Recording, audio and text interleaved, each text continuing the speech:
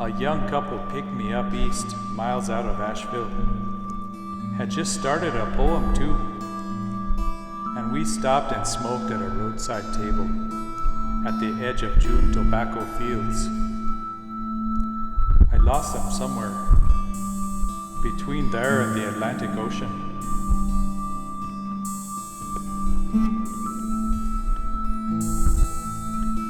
I wrote Duffy a long rambling letter, called it a poem from Nashville, because I got lonesome for sunsets in Colorado springtime, and then dropped a letter in the mailbox. I wonder if it ever found her in Juneau, Alaska. Juneau, Alaska. Juneau, Alaska. The last thing I remember was leaning into the roots of a pinon tree.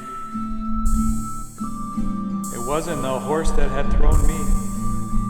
It wasn't McAllister either, who owned the horse. Thing I remember, I was leaning into a juniper tree. It was all that damn beer we had been drinking all afternoon. Was it just beer that you had been imbibing? Was it good?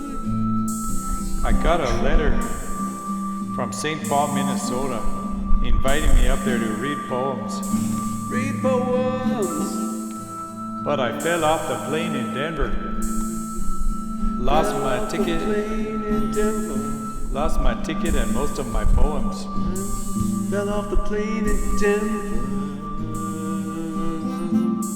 But managed to hold on to enough few remaining things. Fell off the plane in Denver. Memories, I guess they are. Fell off the plane in Denver. Crowd me because of all the signals I've missed. Memories, I guess they are. The poems that keep coming back in pieces. The poems that keep coming back in pieces. Fragments remain with me, of course. I touch the bare skeletons, smell the old things, and see new visages pass many, many times. These are enough.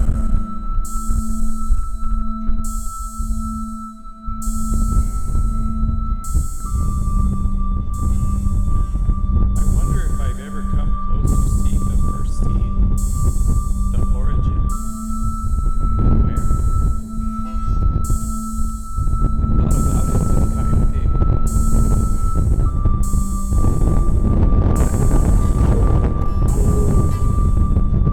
Once I thought I saw it in the glint of a microstrata, a hair width deep.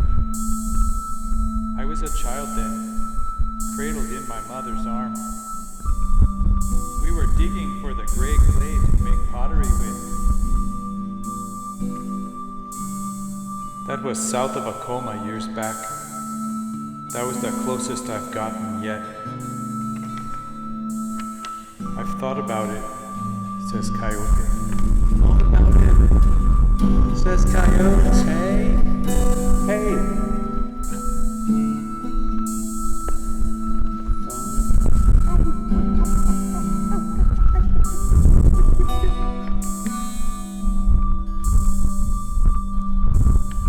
One step at a time to return. The horse across the road stands within a fence, silent in the hot afternoon. A mile north is some construction. I tell the horse, that's America building something. America building something. A mile further through a clump of trees is a river. The Wisconsin horse is silent. The bell clamors against the insides of my skull. It has nothing to do with sound that can comfort. The clamor wants to escape its barriers. I want it to escape. I have no defenses.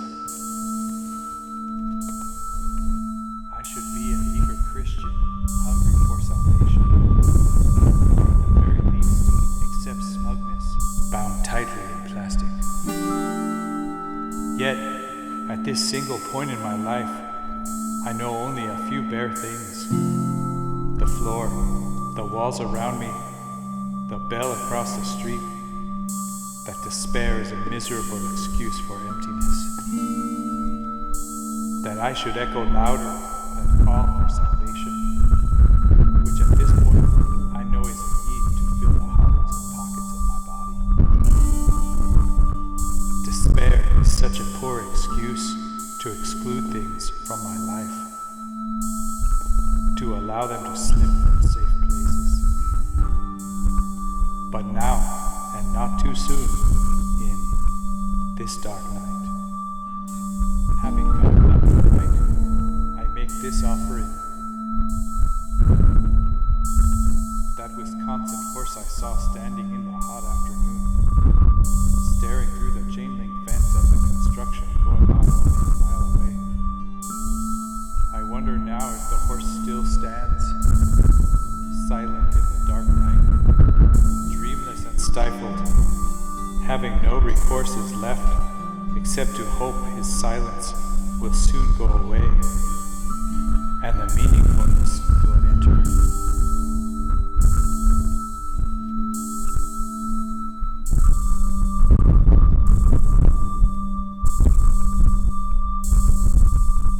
That was Coyote talking. Thinking about Fell asleep last night looking at the stars. It's really something to have your consciousness disperse while you're looking up at the universe.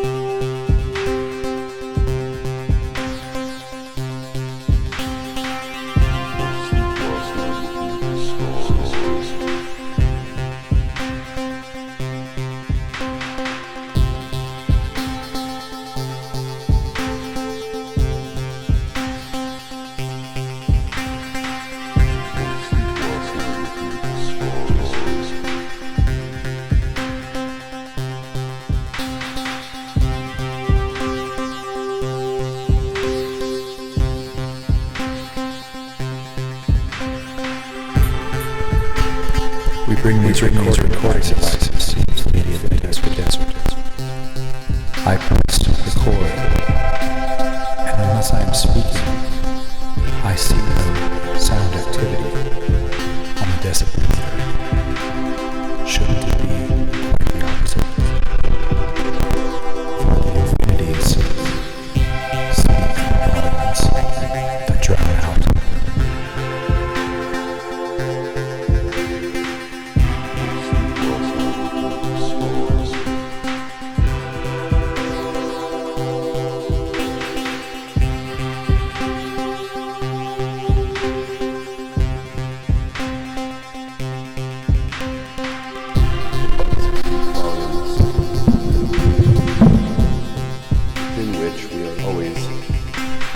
presumptive center because we are speakers, because we are producing sound. There's infinite little pinpricks. Actually,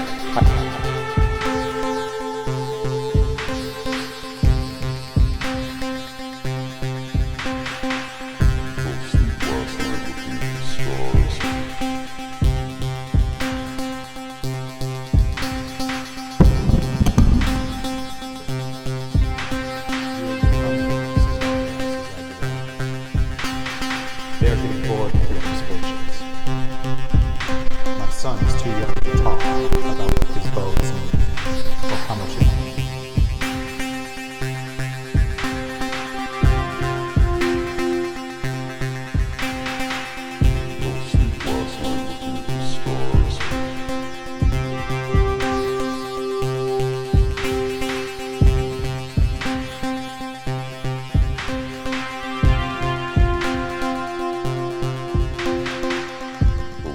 Last night looking at the stars.